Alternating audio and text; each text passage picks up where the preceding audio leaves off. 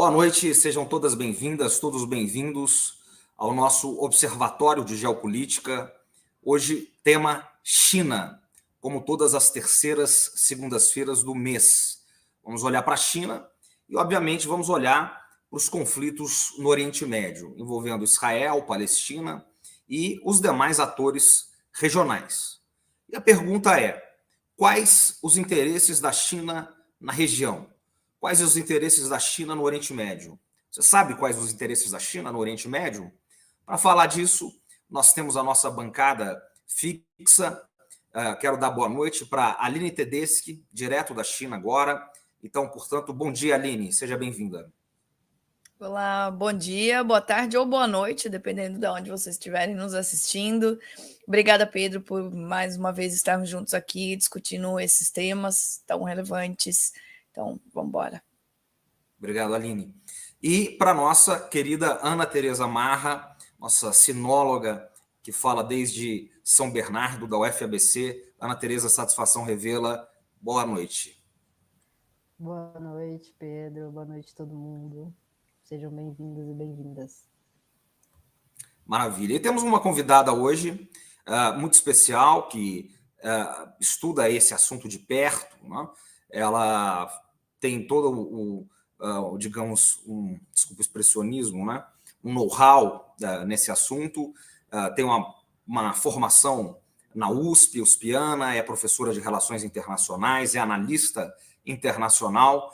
Vou chamar aqui a professora Karina Calandrin. Seja bem-vinda, Karina, boa noite, um prazer te receber aqui no GGN e no nosso Observatório de Geopolítica China. Muito obrigada pelo convite, é um prazer estar aqui com todos vocês.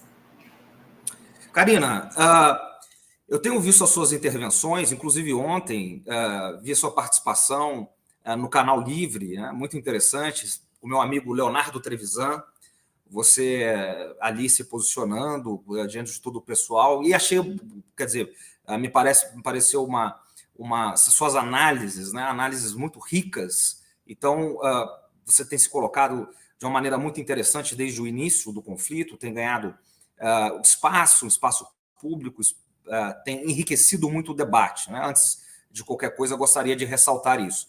Então, mais uma vez, é um prazer te receber aqui. Karina, por gentileza, faça um quadro inicial para a gente, né? Digamos, um big picture, né? Um grande quadro. Também, mais uma vez, os pessoas, um big picture de como você está vendo para a gente iniciar no assunto, por gentileza. Claro, né? Então vamos iniciar. O assunto é um tanto complexo, né? Todos sabem, mas focando na China, né? E esse é um quadro que é muito interessante que eu venho observando de como a China se relaciona no Oriente Médio, que é uma forma muito diferente do que a gente tende a ver os Estados Unidos se relacionando no Oriente Médio.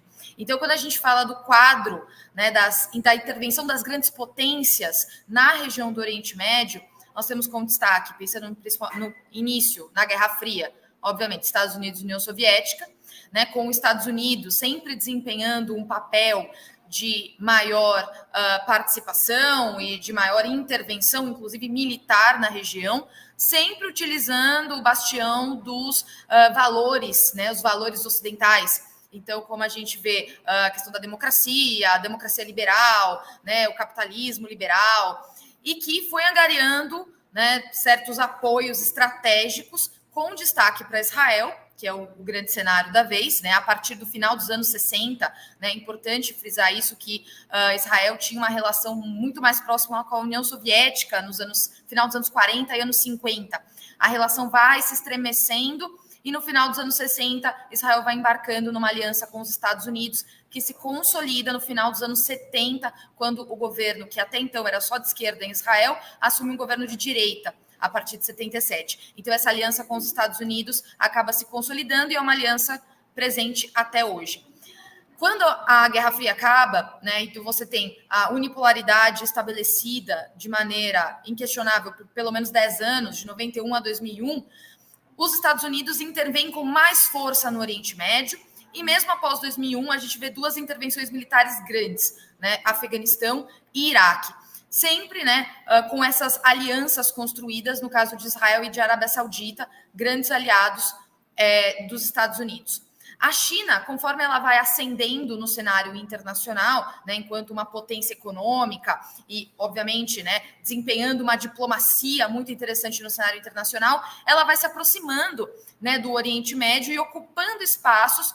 E eu vejo mais esse cenário a partir do governo Trump nos Estados Unidos, em que os Estados Unidos vão saindo, né, entre aspas, né, nunca sai totalmente, mas vão saindo um pouco do espaço do Oriente Médio, e não há vácuo de poder em relações internacionais. Então, a gente vê, né, uma ocupação de outras potências. A Rússia vai ocupando um espaço importante na Síria, também se aproximando de Israel. Israel tem uma aliança estratégica com a Rússia também importante na região, apesar da Rússia também ter o Irã como um parceiro. E a China entra no Oriente Médio, primeiramente pela via comercial, parcerias estratégicas, tecnológicas, com Israel, inclusive, mas se posiciona de uma maneira muito pragmática. Então, vimos mais recentemente a intervenção da China numa normalização de relações entre Irã e Arábia Saudita, inimigos que até ontem, né, não prevíamos uma aproximação deles.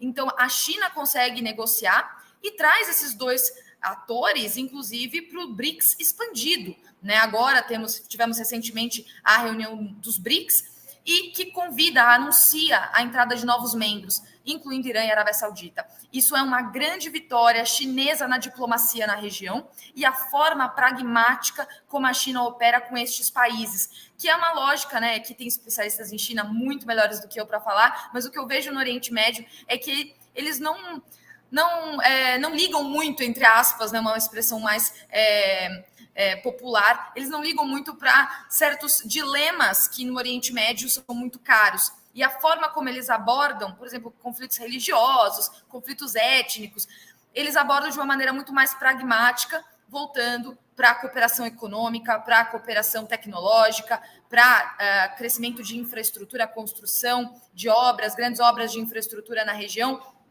e com isso consegue estabelecer uma parceria com Israel e consegue estabelecer parceria com o Irã, com a Arábia Saudita, com outros atores no Oriente Médio.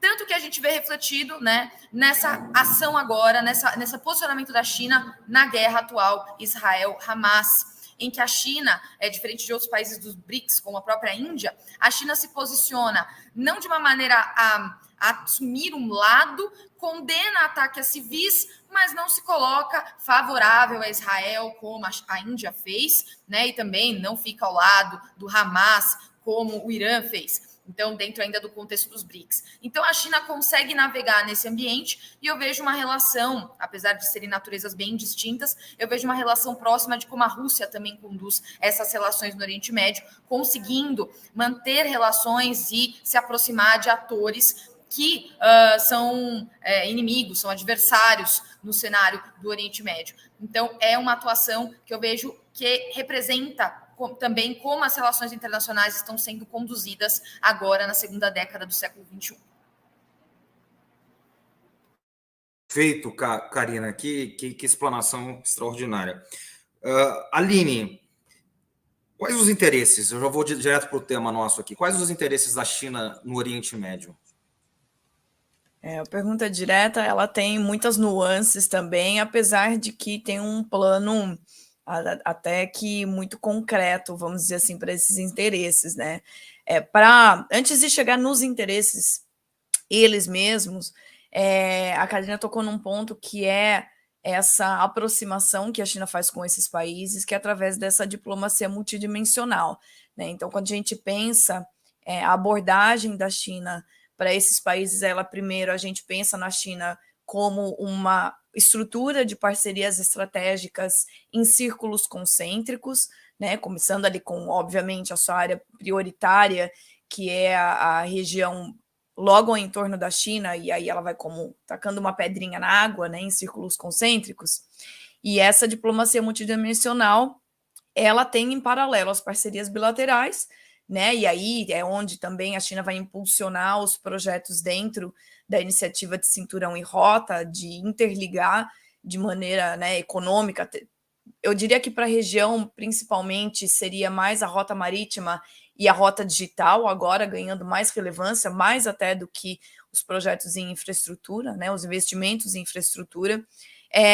E ao longo dessas linhas também vem as parcerias multilaterais, que também vai ser muito importante para delinear o papel da China ali na região. De primeira, isso vai criando também novos regionalismos, né, de uma maneira meio integrativa, assim, porque a China vai preferir para essas regiões organizações que sejam intergovernamentais mais do que qualquer articulação que seja supranacional. Isso facilita, de uma certa maneira, essa atuação mais pragmática da China na região, um pouco menos valorativa que a Karina apontou.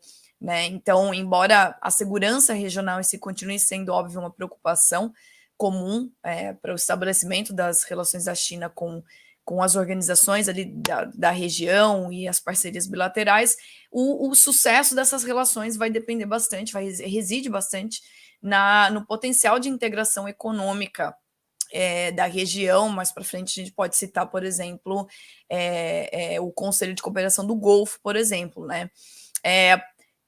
Gostaria de citar, antes de falar desses objetivos, um documento específico que se chama, que a China lançou ainda em 2016, que é o Arab Policy Paper, que é uma espécie de guia dos interesses e das políticas regionais da China ali para tanto nessas parcerias bilaterais, mas ela foca principalmente nas articulações da China com outros grupos da região, e aqui eu estou falando mais especificamente o diálogo estratégico China-Conselho de Cooperação do Golfo, que começou em 2010, teve uma reunião muito importante no ano passado, e também do Fórum de Cooperação China-Estados Árabes, que foi ainda antes, lá em 2004.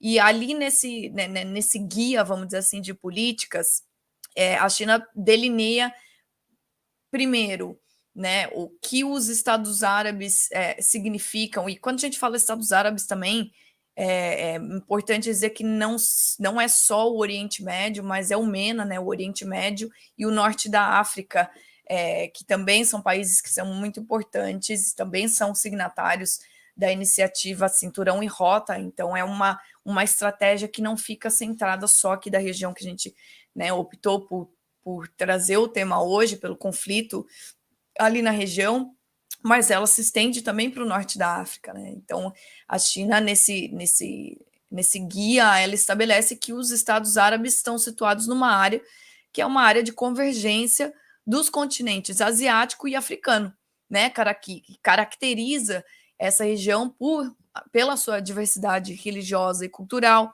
Também tem um pouco dessa identificação da China com os países árabes pela cultura e história secular, né? Uma história cultural significativa e uma história secular em termos de construção cultural, né? E aí, obviamente, a gente traz a antiga Rota da Seda, e também caracterizados por recursos únicos e grandes potenciais de desenvolvimento. E nisso, é óbvio, a gente está focando na questão do suprimento de recursos da região para a China, que de fato é o guia da estrutura da relação da China com esses países, né? Então, eles têm esse padrão de cooperação que eles chamam 1+2+3, né? Que já vai delinear exatamente quais são os objetivos da China na região, que é a cooperação energética como núcleo, depois a construção de infraestrutura e a facilitação do comércio e investimento como as duas asas, então 1+2, e 3 campos de alta tecnologia e novas tecnologias, que seria esse +3, né? Que é energia nuclear, satélites espaciais e novas energias, e também outras áreas de destaque e cooperação em capacidade industrial. Então, esse documento delineia esse padrão de cooperação, né, que vai se alinhar ali também com as iniciativas do Cinturão e da Rota, e vão pautar, através dessa óbvia base diplomática da China, os objetivos para a região de acordo com esse padrão. Depois, mais para frente, acho que a gente pode falar um pouquinho mais de dados que vão corroborando com quão importante a região hoje se situa ali na estratégia econômica e diplomática para a China. Perfeito. Ana Tereza Marra, o Brasil, nesse momento, ocupa a presidência do Secretariado-Geral das Nações Unidas, né? É o presidente por um critério rotativo. Né? O Brasil está nos BRICS, aliás, vai assumir a presidência dos BRICS em breve agora, e ele, de certa maneira, tem uma responsabilidade na coordenação de um processo, de uma resolução de paz o quanto antes. Isso passa por outros membros dos BRICS, como a Rússia, como a China, como a Índia, que foram supracitados pela Karina. Como é que você vê as negociações e o papel do Brasil nesse momento, passando por esses grandes atores, né, digamos, essas baleias, né, que é Rússia, China e Índia, nesse papel de negociação ali nos conflitos, e, obviamente, sem desprezar outro membro do Conselho de Segurança, que tem direito a veto, não dos BRICS, que é os Estados Unidos. Bom, Pedro, colegas, todo mundo. Bom, a posição do Brasil, né, sobre a questão, né, Israel-Palestina é a posição de defender a existência de dois estados, né? Então, a posição do Brasil, tradicionalmente, é essa posição de defender uma resolução com a existência de dois estados, né, o cessar das hostilidades e das violências, a possibilidade de se desenvolver melhor a questão humanitária na faixa de Gaza, né? Esses são posicionamentos que o Brasil tem assumido já há muitos anos na sua política externa, e que, tirando o período dos 4 anos agora anteriores, em que vigorou o governo Bolsonaro, que teve uma política mais pró-Israel, essa foi a política brasileira, e ela vem sendo retomada pelo Brasil agora com o governo Lula. Como você falou, o Brasil, nesse momento, está na presidência do Conselho de Segurança da ONU, né, que é, então, o principal órgão da ONU que pode, de alguma forma, tentar colocar decisões, né, que, se aprovadas por todos os membros, ou se pelo menos ela não for vetada por alguns dos membros que têm poder de veto, elas podem ter a possibilidade de gerar uma pressão adicional sobre os atores que estão nessa guerra. O Brasil está numa situação difícil de tentar costurar essa resolução, porque a posição dos países ali dentro do Conselho de Segurança, se a gente considera de um lado, principalmente os Estados Unidos, e de outro lado, a China e a Rússia, é uma posição diferente. Né? Então, a China e a Rússia claramente defendem uma solução de dois estados. A China e a Rússia não classificam o Hamas como um grupo terrorista. A China e a Rússia não falam de forma muito incisiva sobre a forma como Israel vem se defendendo desse ataque do Hamas, mas, ao mesmo tempo, elas criticam.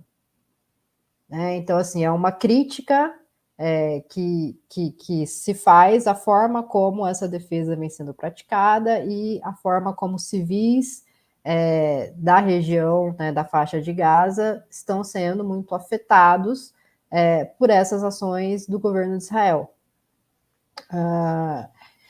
Então, e aí Rússia e China. Do outro lado, os Estados Unidos. Né? Os Estados Unidos têm a posição, que já é a posição de considerar o Hamas um grupo terrorista, é uma posição que quer evitar, de qualquer forma, que possa parecer na resolução, em alguma resolução do Conselho de Segurança, de que Israel não tenha direito de se autodefender. Né? Então, é isso que está sendo discutido agora, e que o Brasil é esse país que está tentando, de alguma forma, fazer a mediação. Né? Do que eu acompanhei aí nas últimas, né, no dia de hoje, sobre isso, é que existe um impasse com relação a como classificar o Hamas, né? E aí se vai citar na resolução que o Hamas é um grupo terrorista, ou se fez ataques terroristas, a forma como vai ficar na resolução a necessidade de criar um corredor humanitário para entrar, para que a ajuda humanitária chegue em Gaza e também para que as pessoas possam, de alguma forma, enfim, conseguir uma forma de se locomover, né? Então, existe aí a discussão. Se a gente falar, então, em um cessar-fogo, será que esse cessar-fogo, colocar dessa forma, será que isso não pode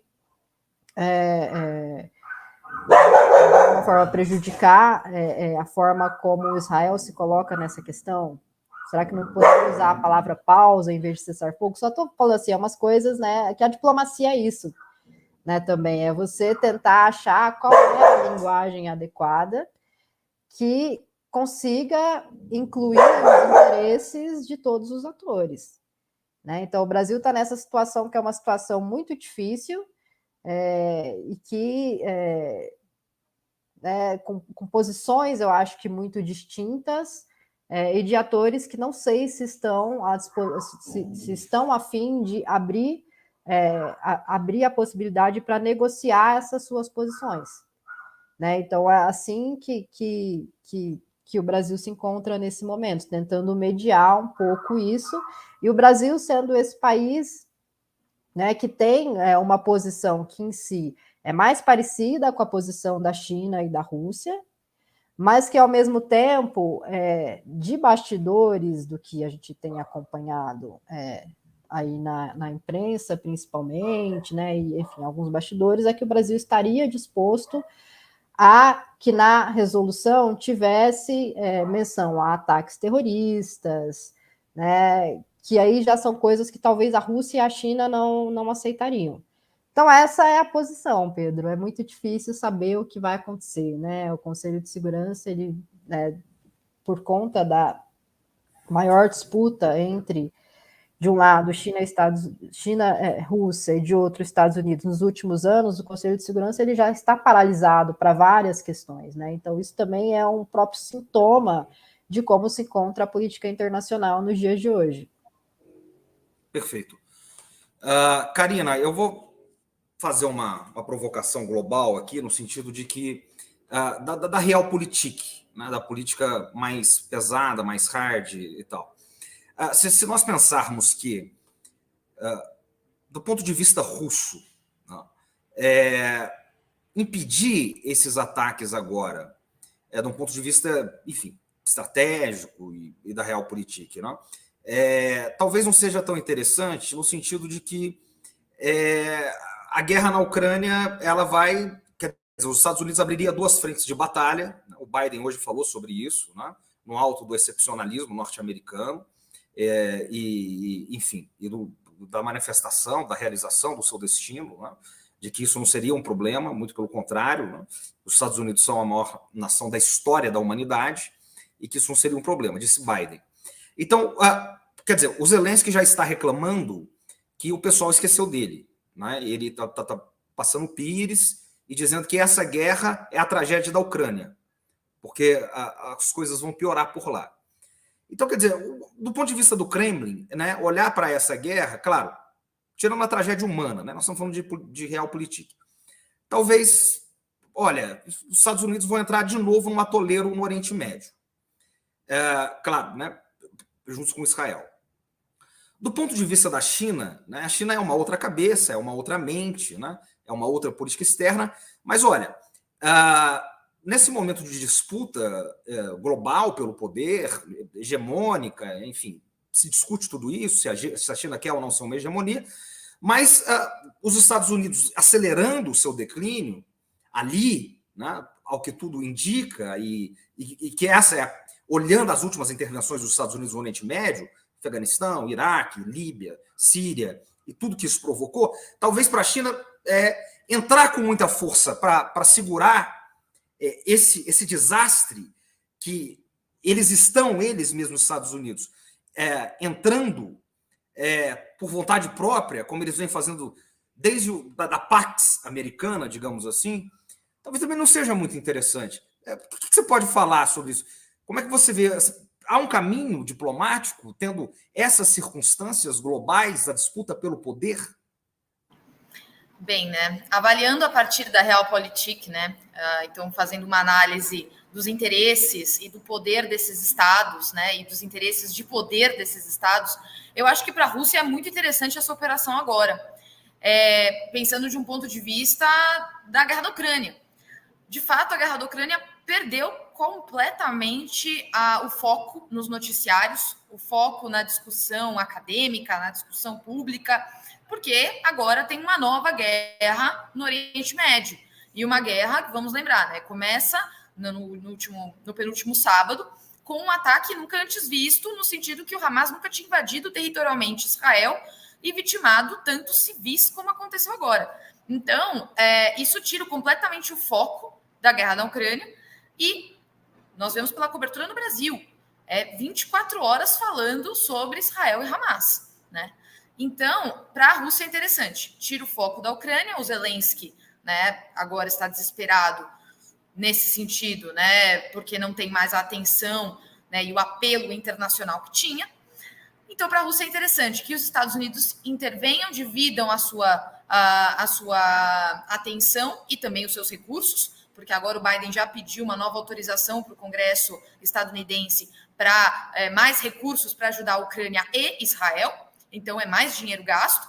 Isso enfraquece Israel economicamente. Estamos ainda vivendo uma crise econômica, fruto do pós-pandemia, fruto também da própria guerra da Ucrânia. Então, uma grande bola de neve.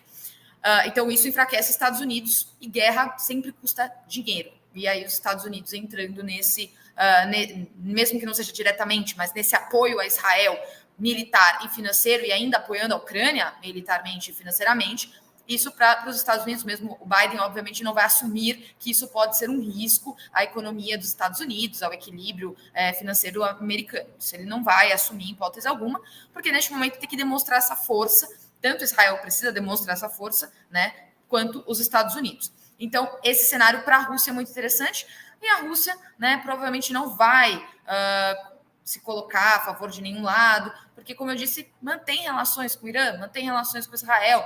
A Síria, para a Rússia, é um equilíbrio ali de forças interessante. Então, lembrando que quando a guerra da Ucrânia começou, na época, o primeiro-ministro israelense era Naftali Bennett, ele voa para Moscou e se coloca à disposição para negociar entre Rússia e Ucrânia. Então, assim, a relação de Rússia com Israel é uma relação próxima e que tem a Síria ali e o Irã e o Hezbollah como atores importantes neste equilíbrio de poder. A China, ela ocupa uma posição mais estratégica, pensando em negociação. Depende muito do interesse chinês, que eu acho que a Aline pode falar melhor para a gente, pensando na estratégia diplomática da China, mas eu vejo que a China é um ator que pode ocupar um espaço de negociação, não atualmente neste ponto do conflito, né, entre Israel e Hamas, mas que futuramente pode ocupar uma posição importante, como ocupou entre a Arábia Saudita e Irã. Então, pode ocupar um espaço no Oriente Médio de negociação e que tem uma posição, vamos dizer assim, do ponto de vista dos países do Oriente Médio, mais isenta, né? Porque não tem todo o histórico carregado que os Estados Unidos têm. Então, a China pode ocupar, se tiver esse interesse, novamente, pode ocupar esse espaço, coisa que a Rússia, acho que dificilmente fará. Então, é um balanço ali de forças muito de uma linha muito tênue e que pode envolver, falando ainda mais do quesito da guerra em si, né? Envolver muitos outros atores, ter um efeito spillover na região. São elementos ali de linhas muito tênues. E, Karina, e rapidamente, né? Eu já vou passar para a Aline aqui. E a Índia? A Índia é muito próxima de Israel, né? Como você tem visto o papel da Índia? Bem, a Índia é uma surpresa, né? Porque se a gente pensa do ponto de vista da história de Israel, a Índia se posicionou contra Israel em organismos internacionais, votou contra a Resolução 181, que dividiria, né, partilha da Palestina. Então, a Índia, ela muda de posição com Narendra Modi, né? A posição em relação a Israel, que é uma aliança da extrema-direita internacional. A gente vê uma aliança, o governo atual de Israel é um governo...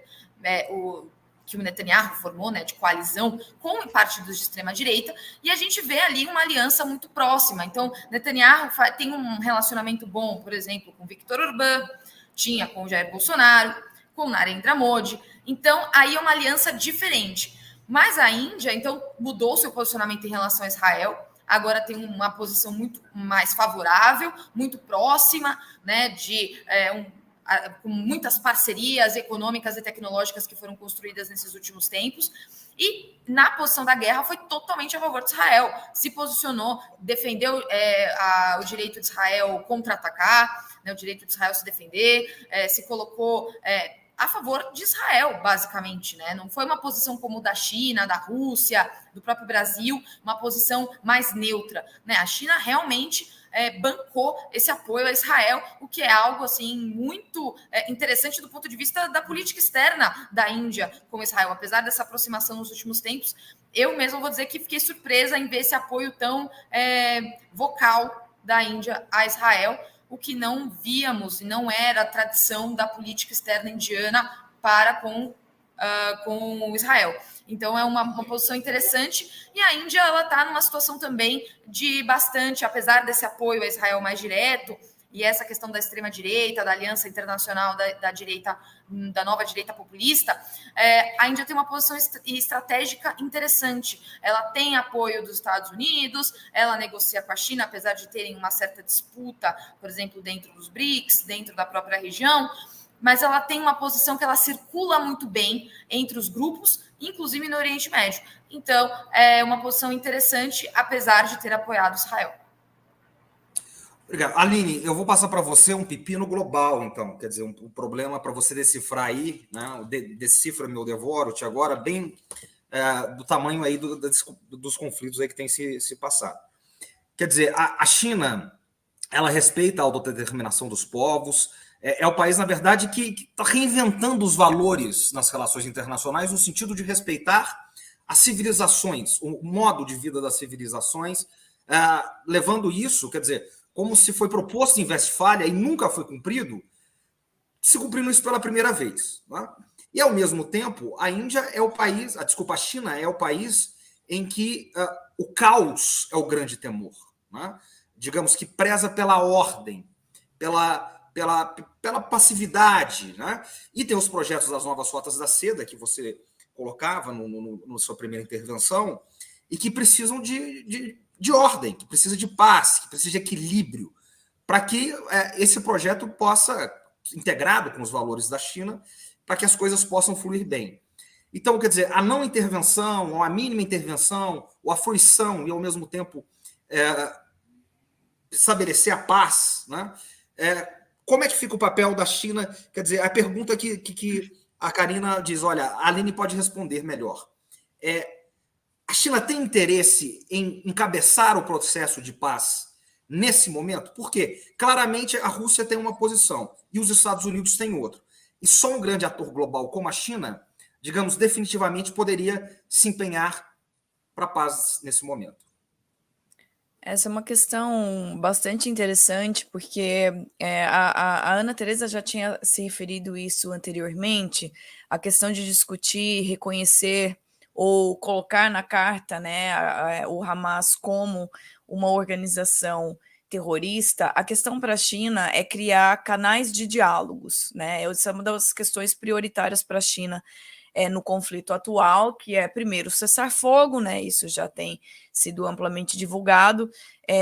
A segunda questão seria a criação de corredor para ajuda humanitária, né? Que talvez aí seja um ponto de encontro muito relevante com outras articulações diplomáticas, né? Sobretudo com o Brasil agora no Conselho de Segurança. E uma outra questão é abrir canais de diálogo, né? Isso também foi proposta da China para o conflito entre Rússia e Ucrânia. O que acontece é que quando se considera grupos, organizações, né, de cunho político, estratégico, como uma organização terrorista, imediatamente fecham-se canais de diálogo, ou seja, é dizer, não há diálogo com este grupo. Né? Não há diálogo para, por exemplo, o estabelecimento de um corredor humanitário.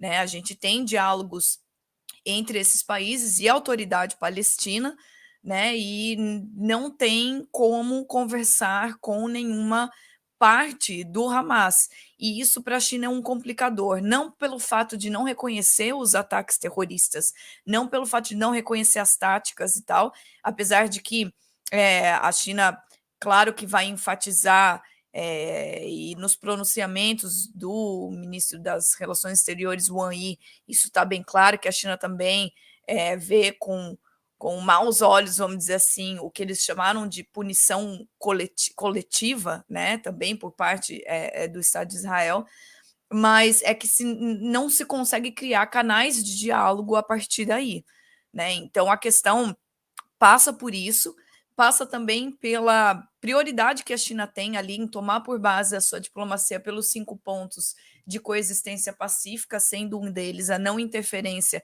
em assuntos internos dos outros países, porque, obviamente, isso também pode gerar uma contrapartida, né, de outras situações, outros momentos, tendo aí, óbvio, a rivalidade que a gente já colocou aqui na mesa, né, incluindo a Índia no conjunto, que também fica a questão da região ali ao entorno da China, incluindo a AUKUS e o Quad, então, que são articulações também de cunho geopolítico, de uma certa maneira, para conter ali o desenvolvimento da China, a influência da China, sobretudo no Mar do Sul da China. Então, isso, de certa maneira, é uma segunda perspectiva da China, não trazer isso depois para questões que a China considera de cunho interno, sobretudo a questão de Taiwan, né, que a China, obviamente, considera como uma questão doméstica, né? Então, tem a faceta ali de como intermediar esse conflito também passa por aí. Uma outra questão é que a China já, entre aspas, ensaiou intermediações, né? A China atuando como mediadora, a gente citou aqui a questão das negociações entre a Arábia Saudita e Irã, mas também a gente pode citar na questão do Iêmen, né, com os Houthi. Então, no Sudão também a China teve um papel relevante, porque o papel de ser um mediador é exatamente gerar algumas pequenas propostas, né, que podem ser levadas em prática. Isso eu tenho lido como uma dos diferenciais, vamos dizer assim, da China ser uma mediadora, né?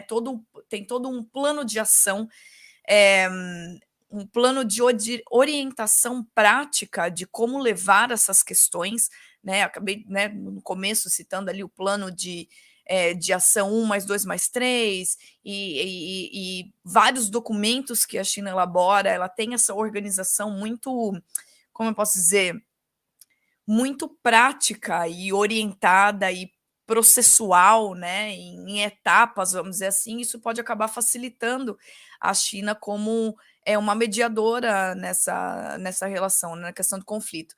Agora, acho importante mencionar também que a China articula de uma maneira muito integrada. Aliás, essa é a palavra daqui dos próximos anos para a China, é integrar, né, em seus processos. Quando a gente fala de, enfim, investimentos em economia verde, dentro e fora, né, da China, a palavra integrar ela vai estar muito em voga.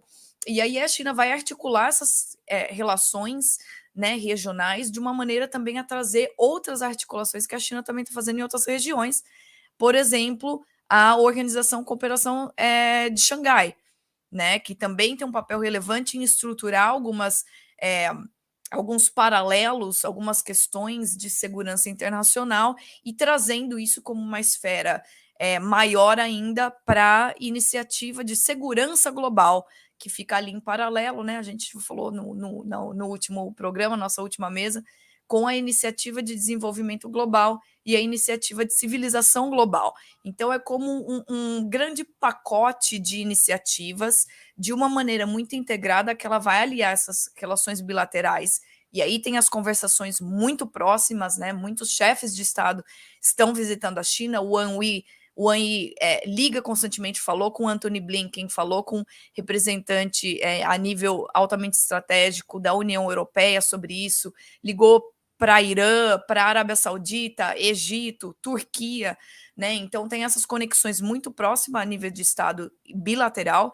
Também tem as comunicações da China com a cooperação do Golfo, com a Liga Árabe, né? A China está sendo observadora também, um membro observador de várias organizações ali da região, e também isso dentro do Conselho de Segurança, buscando ter um papel de construir consensos, né? Então a China ela acaba talvez não militarmente sendo parceiro estratégico na região, mas isso são palavras de uma pesquisadora chamada Yui, da Chatham House. A China acaba sendo um parceiro transacional, né, através de essas articulações.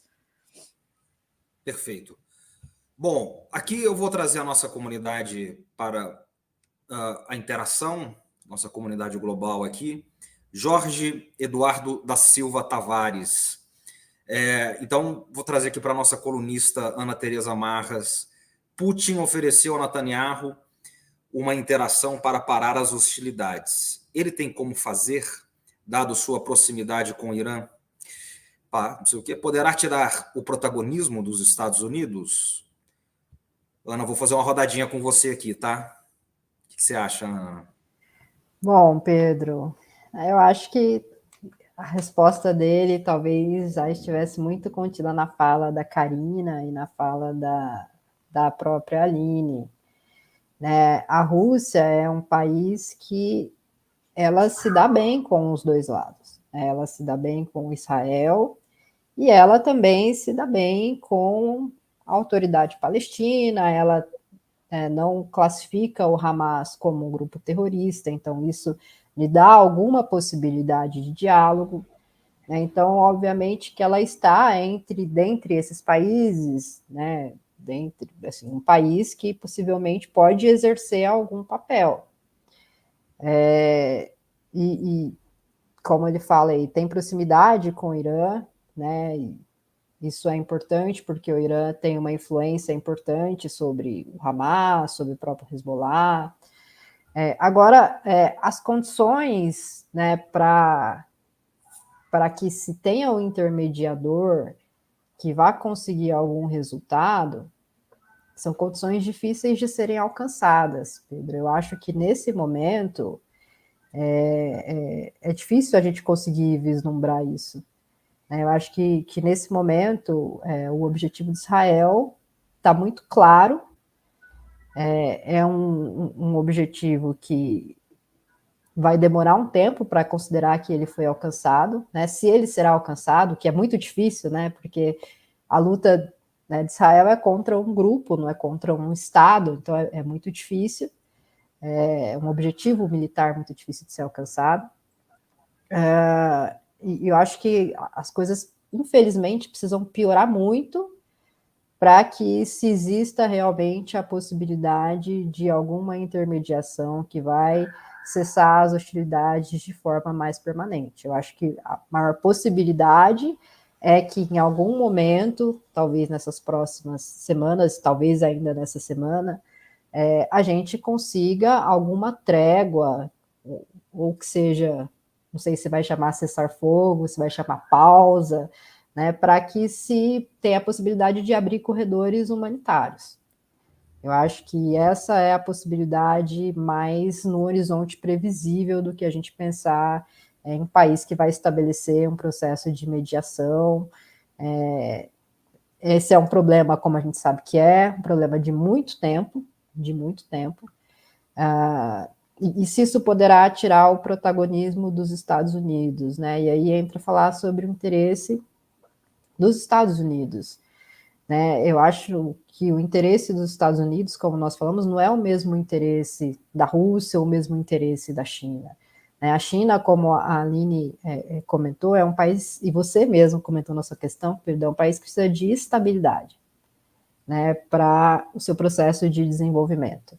Então, o interesse dela é em criar um cenário estável. Por isso que ela, no Oriente Médio, né, a posição dela é a posição de tentar ser amiga de todo mundo, a posição de tentar uma neutralidade ou uma equidistância dos conflitos, de tentar se colocar como mediadora, né, de tentar aproximar países que são rivais, como a Karina falou, o caso do Irã e da Arábia Saudita, de trazer países para dentro das organizações multilaterais que a China está, então de trazer países para dentro do BRICS, chamar os países para participar do Conselho de Cooperação de Xangai, para a Organização de Cooperação de Xangai, como a Aline falou, né, vários países do Oriente Médio são observadores desse conselho. Então, essa tem sido, né, a posição da China então, ela quer a todo modo gerar uma política estável. né? E os Estados Unidos já têm outra política para o Oriente Médio. Né? A política da China é essa política que, nesse momento, é baseada nessa ideia do desenvolvimento, da conexão econômica. A política dos Estados Unidos é outra. Né? Então, quando fala assim, tirar o protagonismo dos Estados Unidos, eu não sei se os Estados Unidos, nesse momento, ou nesses últimos anos, e a Karina é especialista, vai poder dizer melhor, pode ser considerado um ator que seriamente busca a paz no Oriente Médio e busca resolver a questão entre Israel e Palestina. Então, vou jogar. Comentar. Pode jogar para ela essa questão, Ana? Pode jogar, eu gostaria de comentar. Deixa eu só passar aqui a Lívia Mendes participando aqui conosco. Obrigado, Lívia. Olha, aqui acabou de ser comentado sobre a questão da Rússia. Rússia tem ligações com Israel e o Irã. Eles não vão se envolver e acho que os iranianos não vão também. Também fica essa questão. Aqui, meu amigo André Souza, meu parceiro aí de O Mundo é um Moinho, parabéns pelo excelente programa. Obrigado, André. Grande abraço. E quinta-feira estamos juntos. E aqui a dona Silvia Regina, sempre apoiando a gente com muito afeto. Silvia, muito obrigado. Bom, então a gente já está finalizando, viu? Mas aqui tem um tempo ainda. Só falando que a gente está partindo para a parte final, Karina. E aí fica essa questão, né? Uma questão boa. Os Estados Unidos têm interesse em manter a paz ali, e eu vou acrescentar o seguinte, né? Ou em provocar a paz ali, acrescentar o seguinte, Karina. Ainda nessa questão que a Ana Tereza Marra ela problematiza, né? Quem seriam os possíveis mediadores, né? Regionais ali, né? Quer dizer, a gente acabou não dando muito tempo ainda de falar do papel da Arábia Saudita, do papel do Catar, que tem um papel ali, né? Ou do Emirados Árabes, que entrou nos BRICS, e também é um ator regional, a própria Turquia, né? Do Erdogan, o papel do Erdogan na região. Se você puder fazer uma análise nessa questão regional e responder também essa questão que a Ana Tereza deixa para a gente, por gentileza. Bem, né? Questão capciosa. Eu acho que depende muito dos governos que a gente está tratando, né? Em geral, em relações internacionais, isso é o que eu sempre falo em sala de aula, a gente fala muito, os Estados Unidos, o Irã, normal, né? Mas lembrando que são compostos por pessoas e os governos são bem diferentes uns dos outros em linhas, né, de diplomacia, relações exteriores, alinhamento econômico, político, ideológico. Então, eu acho que depende muito. Se a pergunta for sobre o governo atual, o governo do Biden, eu não vejo muito esforço em criar um ambiente para uma paz, para a construção de uma paz entre Israel e os palestinos. Desde que o Biden, né, chegou ao poder como presidente, ele fez duras críticas à política de Netanyahu, fez críticas à política de ocupação, de construção de assentamentos, condenou o aumento do número de assentamentos que o governo Netanyahu aprovou, né, a nova construção de lotes de assentamentos na Cisjordânia. Então, o Biden teve essa posição, que é próxima também à posição que o Obama tinha no passado, de realizar discursos contra a política de assentamentos e de ocupação israelense, mas, ao mesmo tempo, mantendo o apoio que nós conhecemos, o apoio financeiro, o apoio político nos organismos internacionais. Então, é mais uma fala e um discurso do presidente em questão do que uma ação concreta do país na esfera multilateral, né? Então, eu vejo desta forma, o Biden tem o seu ponto de crítica, né? Ele não tem um bom relacionamento com o Netanyahu, a gente não está falando do Trump, né? O Trump ele era amigo pessoal de Netanyahu, lembrando que o Netanyahu foi embaixador de Israel nos Estados Unidos, fez amizade com o pai do Donald Trump, né? E tinha uma relação próxima com o Donald Trump de realmente amizade. Então, era uma relação diferente do que a gente vê com o Biden no momento, né? O Biden não tem essa relação de proximidade, e são relações, né, de dois estados que têm um histórico e que se mantém desta forma, mas o Biden em si, ele é vocal com as críticas em relação à política de Netanyahu.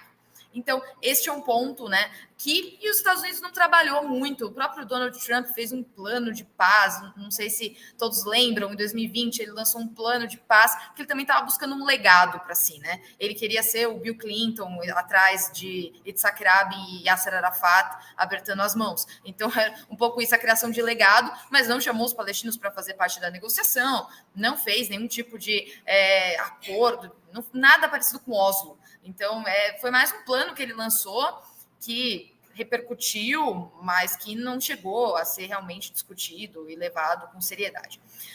Falando sobre possibilidades, né, dos outros atores, né, quem seriam esses mediadores, eu vejo como mediadores, né, um acordo teria que ter aliados, vistos como aliados dos palestinos, aliados de Israel, eu digo Estados Unidos, e países considerados neutros, como a Noruega fez durante os acordos de Oslo.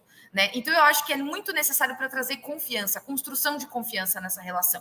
E, novamente, quando eu reitero isso, eu não acredito que um acordo de paz seria construído com o Netanyahu como primeiro-ministro de Israel e com o Hamas. Tá? Esses atores eu descarto. Eu acredito na liderança política e também não com Mahmoud Abbas. Eu acho que com a Autoridade Nacional Palestina, sim, mas um novo ator, né? Uma nova figura que vai atuar, que vai ter um peso político maior. O Mahmoud Abbas está no final da carreira dele, né? Ele já é bem idoso. Eu acho que ele não tem mais a capacidade política de conseguir bancar um acordo com Israel.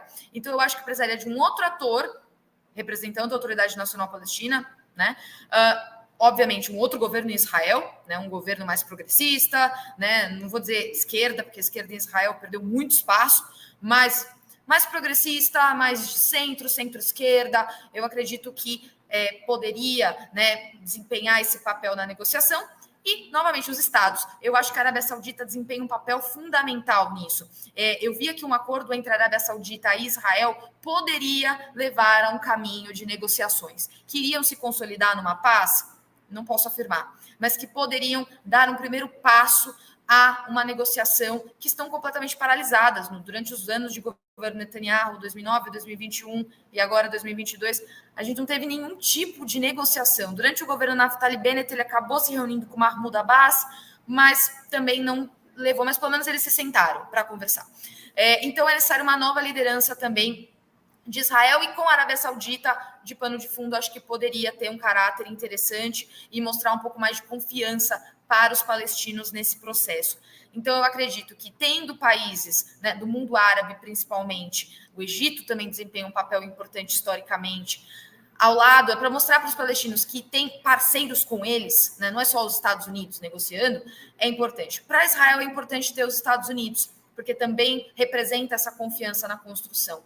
E eu ainda acredito que deveriam ter atores realmente neutros em todo esse contexto. A China poderia ser um ator, infelizmente acho que os Estados Unidos não aceitaria, mas eu acho que a China poderia desempenhar esse papel exatamente nessa construção de alianças, nessa construção de canais, né, como a Aline colocou, como a Ana Teresa colocou, essa construção de canais que a China sempre busca. Então, eu acho que a China poderia desempenhar muito bem esse papel. Não sei se os Estados Unidos aceitariam, provavelmente não, mas acho que poderia ocupar esse espaço, assim como a Noruega ocupou durante os acordos de Oslo.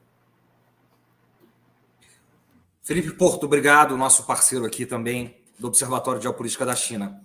Karina, uma última questão telegráfica aqui agora. É possível você ver alguma possibilidade de evitar, de deter que Israel invada por terra o território de Gaza? Bem, acho que tem alguns pontos a serem analisados, né? Dependendo dos atores internacionais, eu acho que há um movimento, inclusive dos próprios Estados Unidos, para que se segure neste momento a invasão terrestre. Por isso que ela não aconteceu ainda, né? Mas há uma pressão interna da sociedade israelense, não para que haja uma intervenção terrestre por si só, né? Ipsis literis, mas que haja algo em relação aos reféns, né? Existem israelenses e cidadãos de outros países que estão ainda na faixa de Gaza, sob sequestro do Hamas, e que não tem nenhuma notícia sobre. O Hamas lançou alguns vídeos hoje com algumas pessoas que estão sequestradas, mas que isso causa um temor muito grande da população e principalmente das famílias dessas pessoas. Então, há uma pressão, a população realmente está protestando contra o governo, já tiveram várias manifestações em Israel, porque a impressão é que o governo não está fazendo nada sobre isso, o governo israelense. Então, existe uma pressão muito grande em cima do governo para que eles ajam, para que eles façam alguma coisa em relação aos reféns. Se a melhor opção do ponto de vista tático, né, não do ponto de vista humanitário, mas do ponto de vista tático, for uma invasão terrestre, eu imagino que o governo vá realizar essa operação terrestre. Mas, de outro lado, também há um sentimento de é necessário acabar com o Hamas. O que eu não vejo, do ponto de vista estratégico, como possível, porque nós falamos aqui, a Ana Teresa falou disso também agora há pouco, é um grupo, né, considerado terrorista por muitos atores internacionais, mas que praticou atos de terrorismo, isso eu falo abertamente, praticou atos de terrorismo, principalmente como vimos 2 sábados atrás. É um grupo que se organiza como uma guerrilha urbana, tem túneis, né, se camufla no meio da população, né, não tem como saber quem é o membro do Hamas, quem não é. É um grupo que mesmo, né, com mortes, como Israel sempre anuncia que teria matado um comandante, teria conseguido alguns líderes e tal, consegue, né, do ponto de vista ideológico, a gente viu isso com outros grupos, né, o Daesh, o ISIS, como eles conseguiam levar sua ideologia, né, a diversos canais, utilizando redes sociais, utilizando a internet, então, angariar novos adeptos à causa. Então, o Hamas consegue fazer isso. Os líderes, de fato, do Hamas não estão na faixa de Gaza. Um deles está no Catar, por exemplo, que fez até uma live, apareceu nas redes sociais. Então, é muito difícil você eliminar o Hamas, enquanto você não elimina as bases de financiamento, você não elimina a ideologia. Isso é um processo do próprio enfraquecimento da Autoridade Nacional Palestina como a principal e única representação do povo palestino nos territórios da Cisjordânia e de Gaza. Então, é uma construção histórica do que foi feito. Então, há essa pressão muito grande para que Israel responda a esse ataque, que também corresponde, né? A gente viu os ataques do Hamas, foram assim, a maior quantidade de mortos civis israelenses envolvendo todas as guerras, inclusive guerras interestatais. Então, isso é algo que é visto como inadmissível pela população israelense. Então, é necessário uma posição em relação ao Hamas, que infelizmente acaba afetando civis palestinos no meio de toda essa operação, visto, né, que Israel tem um poder militar muito superior. Então, é uma posição que eu acho que os atores internacionais estão tentando segurar essa invasão terrestre, né, exatamente prevendo uma possibilidade de um desastre muito grande. Mas há essa pressão para que seja feito algo principalmente em relação aos reféns, esse resgate dos reféns, e também uma resposta para que o Hamas entenda que não pode realizar um ataque novamente, como aconteceu. Sem dúvida. Vai ser uma tragédia isso, né? Muito bem colocado. Aline, telegraficamente também, como é que, digamos, a opinião pública chinesa está vendo isso, né? Aqui no Brasil, como a Ana Teresa disse, não existe mais nada, né? Existe só a guerra ali, que, claro, isso é compreensível. A opinião pública chinesa participa disso? Quer dizer, como é que chega, né? Se sensibiliza como tem acontecido, toma um lado, eu não falo do governo chinês, mas a sociedade civil chinesa, né? Como é que chega isso aí? Não é uma curiosidade. Olha, eu tenho visto em mídias gerais, né, em aplicativos, no WeChat, que é um aplicativo também de noticiário, ou o Weibo, ou o Xiaohongshu, que são todos aplicativos que geram noticiário, né, mas a nível social, sem ser as plataformas oficiais do governo. A maioria das postagens que eu tenho visto, elas ressoam muito com articulações e pedidos por negociação e diálogo, né, a volta do diálogo, nada para além disso, né, eu não tenho visto, até porque, por questões muito convenientes, é óbvio que aqui tenta-se, vamos dizer, não influenciar no sentido de gerar posicionamentos para um lado ou para o outro lado, né? Apesar de a China apoiar a resolução muito claramente ali da construção dos 2 estados, né? O que eles chamam aqui de Lianguo Fang'an.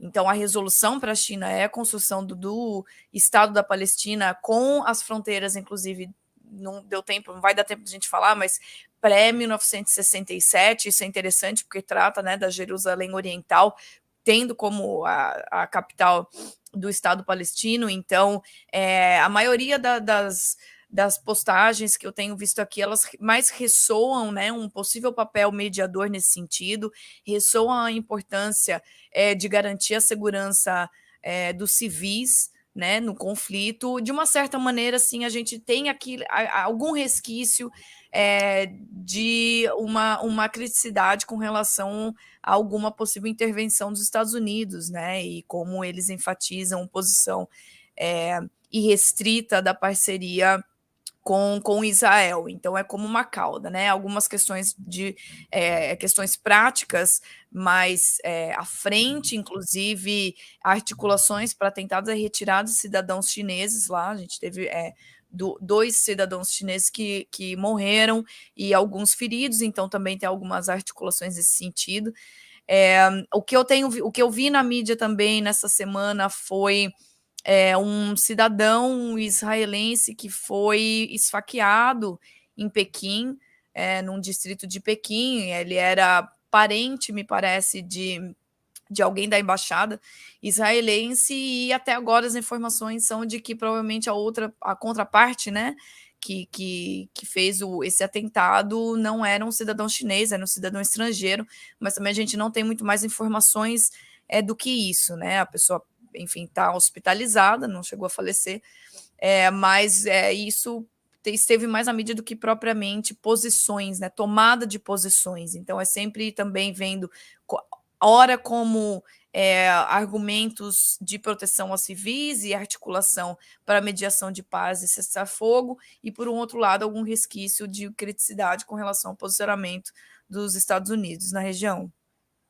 Excelente. Ana Tereza, eu sei que você tem um convite especial para a nossa comunidade. Por favor, vamos fechar com isso.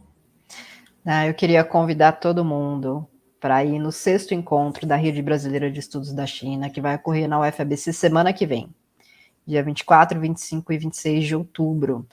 Convido a vocês, RB China, coloca aí no Google RB China que vocês vão encontrar a programação, como fazer a inscrição. É um evento completamente gratuito, que tem especialistas que vêm da China, que vêm da Europa, que vêm aqui da América Latina, aqui do Brasil, pessoal de governo, pessoal de instituições diversas que estudam e que se dedicam ao tema da China. Então fica aí o convite para todo mundo, estamos aguardando vocês. Perfeito, Ana, obrigado. Bom, obrigado, Ana Tereza, obrigado, Aline, e muito obrigado, Karina, pela sua participação. Muito bem-vinda. Semana que vem nós voltamos, semana que vem nós vamos discutir Eurásia, Observatório de Geopolítica Eurásia, e vamos falar direto de Moscou, com a Ana Lívia Esteves e com o Valdir Bezerra. E vamos discutir essa questão do ponto de vista russo, com os nossos especialistas em russo. Semana que vem, às 19 horas, na próxima segunda-feira. Fique agora com o Jornal GGN, com o Luiz Nassif. Boa noite a todas e boa noite a todos. Obrigado.